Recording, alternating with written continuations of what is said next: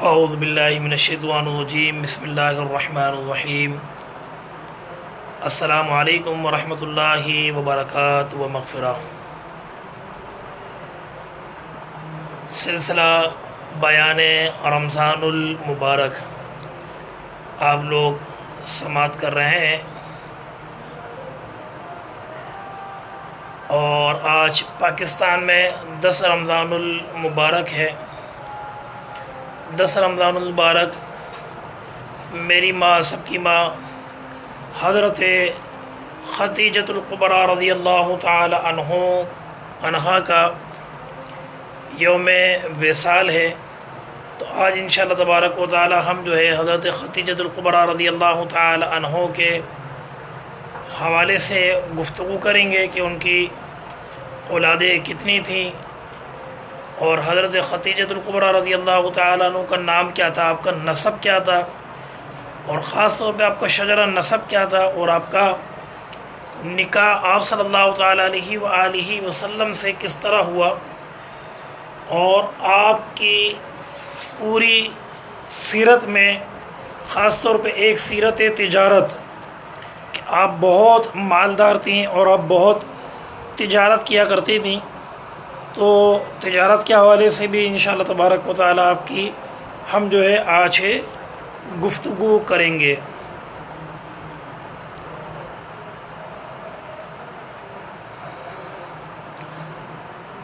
حضرت خدیجۃ الکبریٰ رضی اللہ تعالی عنہ کا نام خدیجہ بنت خولید تھا۔ آپ کی پیدائش سن 556 میں آپ کی پیدائش ہوئی۔ آپ کی وصال آپ کا 30 اپریل 619 ہجری میں مکے میں ہوا۔ مکے کے ایک معزز، مالدار، اعلیٰ نسب خاندان جن کا تعلق عرب کے قریش، قبیلے قریش سے تھا، وہاں آپ کی ولادت ہوئی۔ آپ بہت مالدار تھیں اور اتنی معزز تھیں، آپ اتنی معزز تھیں کہ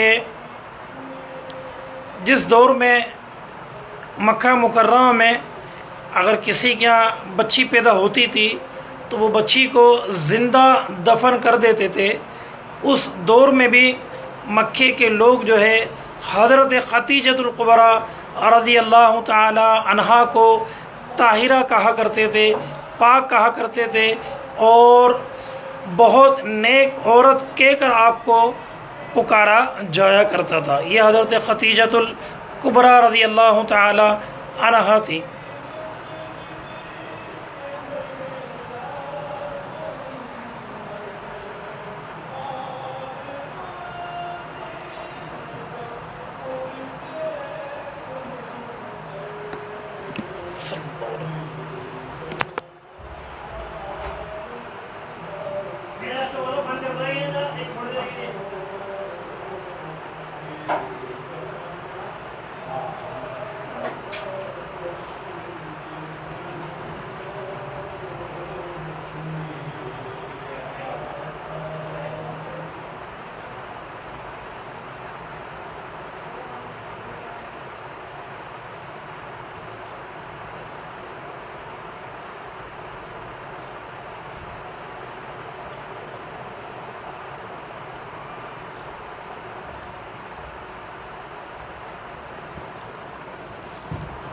صلی اللہ علیہ وسلم۔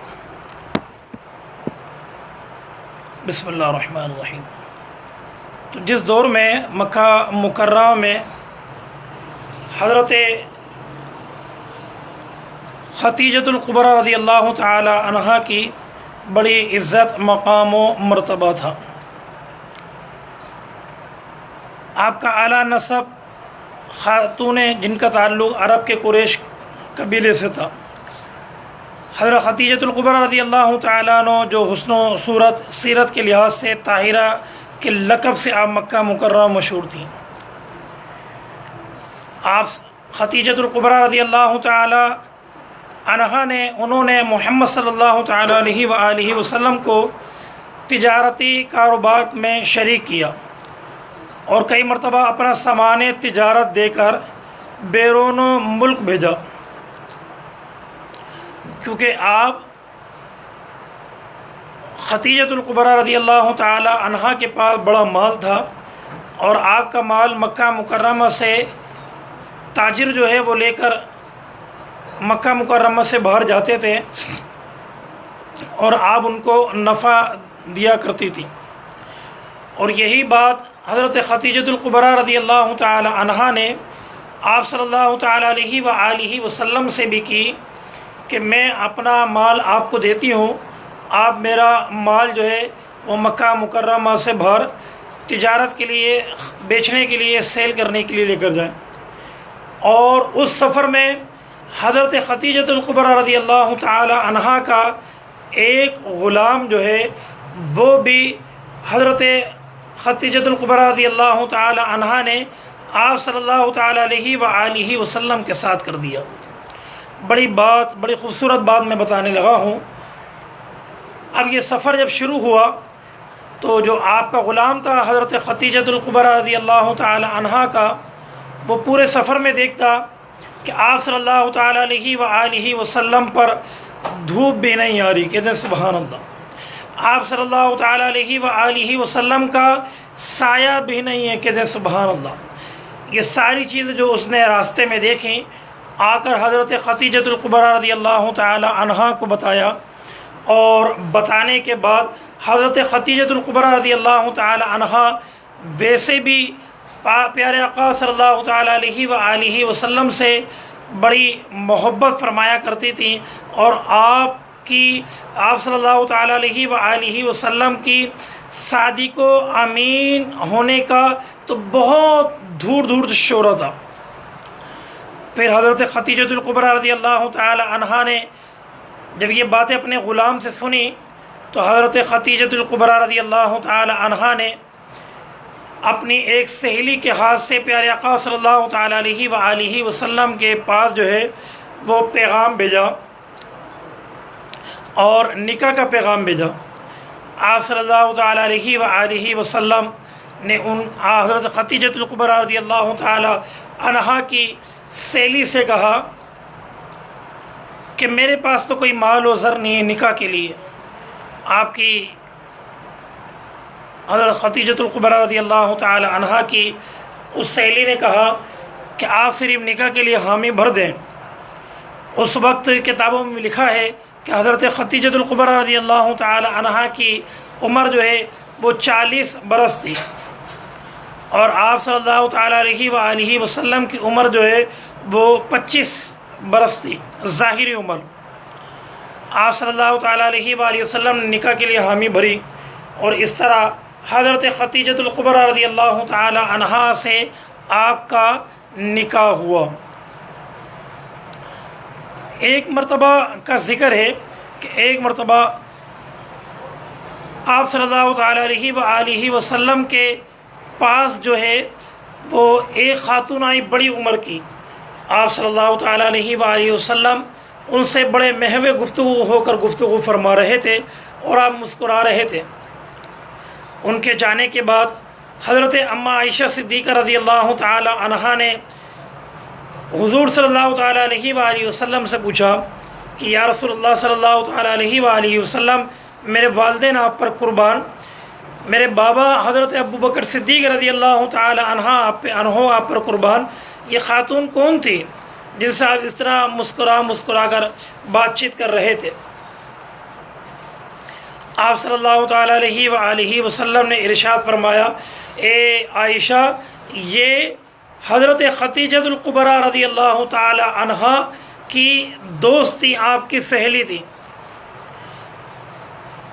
تو حضرت اماں عائشہ صدیقہ رضی اللہ تعالی عنہا کے منہ سے اچانک نکل پڑا، کیونکہ عورت کی فطرت ہوتی ہے، حضرت عائشہ صدیقہ رضی اللہ تعالی عنہا کے منہ سے نکل پڑا کہ آپ آج بھی حضرت خدیجۃ الکبریٰ رضی اللہ تعالی عنہا کو یاد کرتے ہیں، اور وہ تو بوڑھی تھیں اور میں تو جوان آپ کے نکاح میں آئی ہوں، میں تو کنواری آپ کے نکاح میں آئی ہوں۔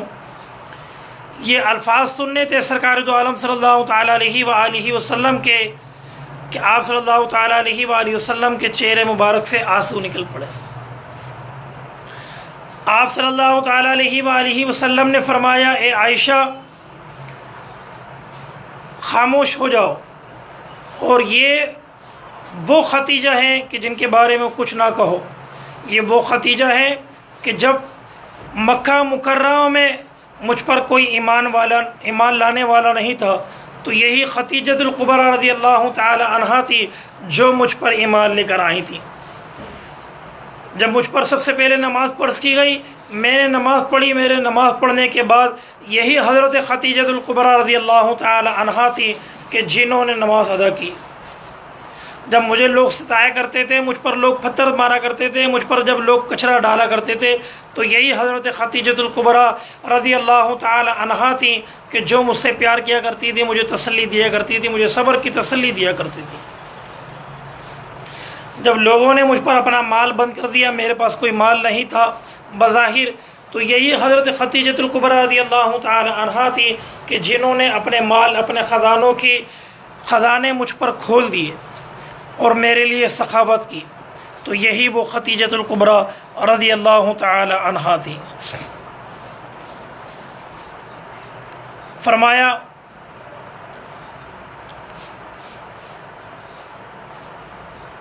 اور حضور صلی اللہ تعالی علیہ وآلہ وسلم نے اپنے بڑوں کی مشورے سے پھر آپ سے نکاح فرمایا. اس وقت ان کی عمر 40 سال تھی اور آپ صلی اللہ تعالی علیہ وآلہ وسلم کی 25 سال تھی.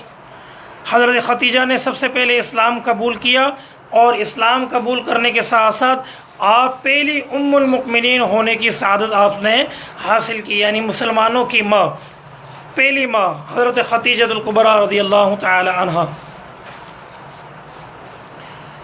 آپ کی پیدائش سن 556 میں مکہ مکرمہ میں ہوئی. آپ کا وصال 30 اپریل 619 ہجری میں مکہ مکرمہ میں ہوا. 63 سال کی آپ نے عمر پائی اور ہمارے پیارے آقا صلی اللہ تعالی علیہ وآلہ وسلم نے بھی 63 سال کی ظاہری عمر پائی. 63 سال کی عمر سے ایک بات میرے ذہن میں آئی، بڑی خوبصورت بات ہے، میں آپ لوگوں کو بتانا چاہتا ہوں، سماعت فرمائے. پاکستان میں کل سے جو ہے وہ عشرہ مغفرت شروع ہو جائے گا. دوسرا عشرے کی دعا صلی اللہ تعالیٰ علیہ وآلہ وسلم نے ارشاد فرمائی کہ حدیث شریف میں کہ دوسرے عشرے میں کثرت کے ساتھ استغفار پڑھا جائے. استغفر اللہ ربی من کل ذنب واتوب الیہ.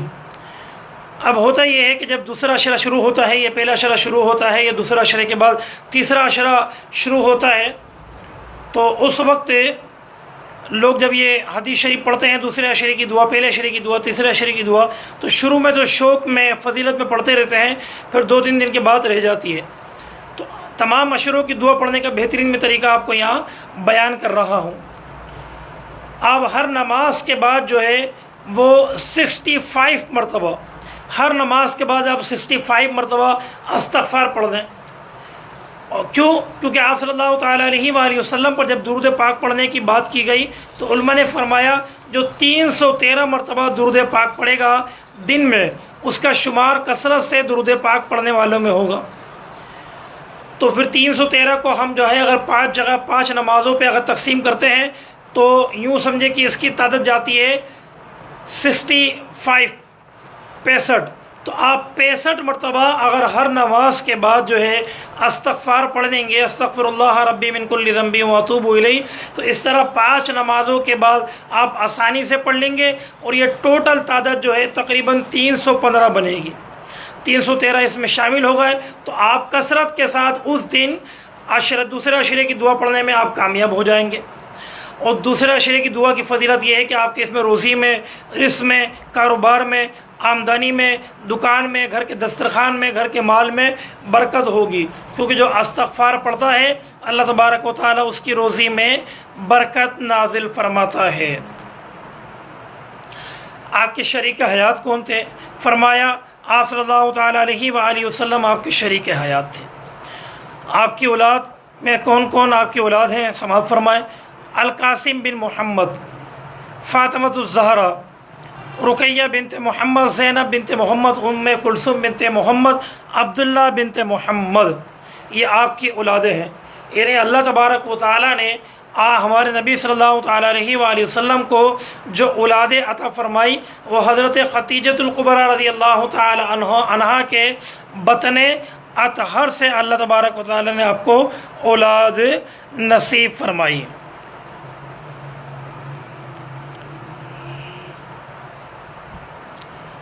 آپ کا نام و نسب، آپ کا نام ختیجہ نام ہے آپ کا، ام ہند کنیت ہے آپ کی، طاہرہ آپ کا لقب ہے، سلسلہ نسب یہ ہے کہ ختیجہ بنت خولید بنت اسد بن عبدالعزیز عزی بن کسا پر پہنچ کر ان کا خاندان رسول اللہ صلی اللہ تعالیٰ علیہ وآلہ وسلم کے خاندان سے مل جاتا ہے۔ یعنی یوں سمجھے حضرت خدیجہ الکبریٰ رضی اللہ تعالیٰ عنہ آپ صلی اللہ تعالیٰ علیہ وآلہ وسلم کے خاندان سے ہی تعلق، آپ کی رشتہ داری ہے۔ والدہ کا دوسرے بیٹے عامر کی اولاد تھیں۔ والدہ کا نام فاطمہ بنت زاہدہ تھا اور لوی بن غالب کے دوسرے بیٹے عامر کی اولاد تھی۔ ختیجہ کے والد ام قبیلہ میں نہایت معزز شخص تھے۔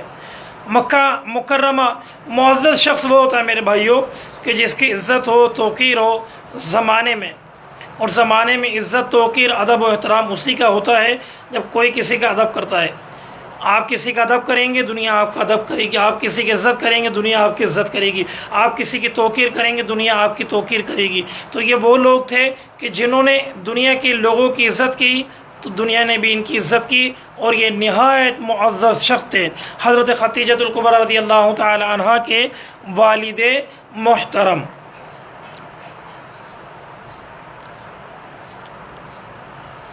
مکہ آ کر اقامت کی عبدالقساجن اسم تھے خلیفہ بن، اور یہی فاطمہ بنت زاہدہ سے شادی کی جن کے بدن سے عام الفیل سے 15 سال قبل خدیجہ الکبریٰ رضی اللہ تعالی عنہ کی ولادت بسعادت ہوئی۔ تو یہ آپ کا خاندان میں نے بیان کیا، آپ کا شجرہ نسب میں نے بیان کیا۔ اب آپ کی نکاح کی بات کرتے ہیں، حضرت خدیجہ الکبریٰ رضی اللہ تعالی عنہ کے نکاح کی۔ آپ کے والد نے ان صفات کا لحاظ رکھ کر شادی کی کہ ورقہ بن نواح کے جو پہلے آپ کا نکاح تھا اس کی میں بات کر رہا ہوں۔ حضرت خدیجہ الکبریٰ رضی اللہ تعالی عنہ نے جب آپ صلی اللہ تعالی علیہ وآلہ وسلم سے نکاح فرمایا اس وقت آپ جو ہے وہ طلاق یافتہ تھی، آپ کا یہ دوسرا نکاح صلی اللہ تعالی علیہ وآلہ وسلم سے تھا۔ تو آپ کے باپ نے، آپ کے والد نے ان کی صفات کا لحاظ رکھتے ہوئے شادی کی۔ ورقہ بن نواحل کو جو برادر تھے زادہ بن توارت، وہ انجیل کے بہت بڑے عالم دین تھے، منتخب کیا، لیکن پھر کسی کی وجہ سے یہ نسبت نہ ہو سکی اور ابو حالہ بن ہند بن شام کو یتیم سے نکاح ہو گئے۔ اس کے بعد آپ صلی اللہ تعالی علیہ وآلہ وسلم سے آپ کا نکاح ہوا۔ اب بات سنتے ہیں کہ آپ صلی اللہ تعالی علیہ وآلہ وسلم سے نکاح کس طرح ہوا۔ ختیجہ کی دولت و ثروت اور شریفانہ اخلاق نے تمام قریش کو اپنے گرویدہ بنا لیا تھا، اور ہر شخص ان سے نکاح کے خواہش مند تھا کہ ہمارا نکاح حضرت خدیجہ الکبریٰ رضی اللہ تعالی عنہا سے ہو جائے۔ لیکن کارکنان قضا و قدر کی نگاہ انتخاب کسی اور پر پڑ چکی تھی۔ محمد صلی اللہ تعالی علیہ وآلہ وسلم مال تجارت لے کر شام سے واپس آئے تو ختیجہ نے شادی کا پیغام بھیج دیا تھا۔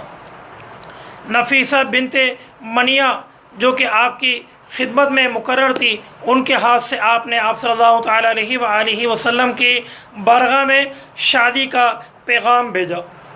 اور میں آپ کو بتاؤں کہ جب حضرت خدیجہ الکبریٰ رضی اللہ تعالی عنہ کا مال تجارت لے کر آپ صلی اللہ تعالی علیہ وآلہ وسلم شام گئے تو اس وقت جو ہے حضرت خدیجہ الکبریٰ رضی اللہ تعالی عنہ کا ایک غلام آپ صلی اللہ تعالی علیہ وآلہ وسلم کے ساتھ تھا۔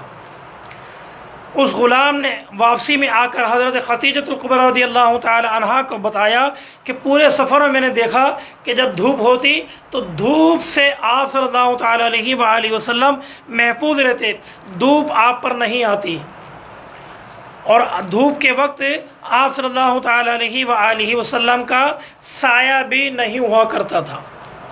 تو اس طرح پھر حضرت خدیجہ الکبریٰ رضی اللہ تعالی عنہ بھی جو ہے آپ سے متاثر ہوئی، اور پھر آپ کا نکاح آپ صلی اللہ تعالی علیہ وآلہ وسلم کے ساتھ ہو گیا۔ آپ اسلام کب لے کر آئیں؟ فرمائے نکاح کے 15 برس بعد حضرت محمد صلی اللہ تعالی علیہ وآلہ وسلم پیغمبر ہوئے اور فرائض نبوت کو ادا کرنا چاہا تو سب سے پہلے حضرت خدیجہ کو یہ پیغام سنایا کہ وہ سننے سے پہلے مومن تھی، کیونکہ ان سے زیادہ آپ صلی اللہ تعالیٰ علیہ وآلہ وسلم کے صدق کے دعوے کا کوئی شخص فیصلہ نہیں کر سکتا تھا۔ یعنی آپ صلی اللہ تعالیٰ علیہ وآلہ وسلم پر جب نبوت تشریف لائی بظاہر، تو اس سے پہلے بھی آپ صلی اللہ تعالیٰ علیہ وآلہ وسلم سے حضرت خدیجۃ الکبریٰ رضی اللہ تعالیٰ عنہا بڑی عقیدت رکھا کرتی تھی، اور اس سے پہلے بھی آپ مومن تھی۔ صحیح بخاری باب بداء الوحی میں واقعہ تفصیل کے ساتھ ہے، میں مختصر کر کے سنا رہا ہوں۔ حضرت عائشہ کہتی ہیں کہ رسول اللہ صلی اللہ تعالیٰ علیہ وآلہ وسلم پر وحی کی ابتدا روائے صدقے سے ہوئی، اور جو کچھ خواب میں دیکھتے تھے صبح کی طرح نمودار ہو جایا کرتا تھا۔ اس کے بعد آپ صلی اللہ تعالیٰ علیہ وآلہ وسلم خلوت گزاری ہو گئے، چنانچہ کھانے پینے کا سامان لے کر غار حیرہ تک تشریف لے کر جایا کرتی تھی۔ وہی حضرت خدیجۃ الکبریٰ رضی اللہ تعالی عنہا تھی، اور حضرت خدیجۃ الکبریٰ رضی اللہ تعالی عنہا جب آپ صلی اللہ تعالیٰ علیہ وآلہ وسلم پر ایمان دموز اتری، تو آپ صلی اللہ تعالیٰ علیہ وآلہ وسلم غار حیرہ تشریف لے گئے، اور غار حیرہ میں آپ جو ہے وہ اللہ تبارک و تعالیٰ کی عبادت میں مصروف رہا کرتے تھے۔ میرے بھائیوں، میری بہنوں، یہی حضرت خدیجۃ الکبریٰ رضی اللہ تعالیٰ عنہا تھی جو مکہ مکرمہ سے غار حیرہ تک پیدل جو ہے وہ آپ صلی اللہ تعالیٰ علیہ وآلہ وسلم کے لیے کھانا لے جایا کرتی تھی۔ مجھے بھی اللہ تبارک و تعالیٰ نے غار حیرہ کی 2 مرتبہ سعادت نصیب فرمائی، اوپر جا کر میں نے حاضری دی ہے۔ اس وقت بھی اگر ہم غار حیرہ کے جہاں بس اتارتی ہے، گاڑی اتارتی ہے، وہاں سے بھی اگر ہم اوپر جائیں تو تقریباً جانے میں 1 گھنٹہ لگے گا۔ اس وقت حضرت خدیجۃ الکبریٰ رضی اللہ تعالیٰ عنہ کس طرح مکے سے ہوتے ہوئے، اس وقت راستہ بھی نہیں تھا، یہ آپ صلی اللہ تعالیٰ علیہ وآلہ وسلم کی محبت تھی جو آپ کو غار حیرہ تک لے کر جایا کرتی تھی۔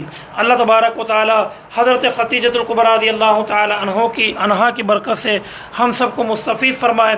آخر میں دعا کرتا ہوں، گفتگو کرنے میں اگر کوئی غلطی کوتاہی کمی بیشی زیادتی ہو گئی ہو، اللہ تبارک و تعالیٰ معاف فرمائے، اور اللہ تبارک و تعالیٰ ہمارے اس سلسلے کو اپنی بارگاہ میں قبول و منظور فرمائے۔ کل انشاءاللہ تبارک و تعالیٰ پاکستانی وقت کے مطابق دوبارہ شام 6 بجے ایک نئے موضوع کے ساتھ دوبارہ حاضر ہوں گے۔ جب تک کے لیے اپنا خیال رکھیے گا، ہمیں دعا میں یاد رکھیے گا۔ آمین بجاہ نبی الامین صلی اللہ علیہ وسلم۔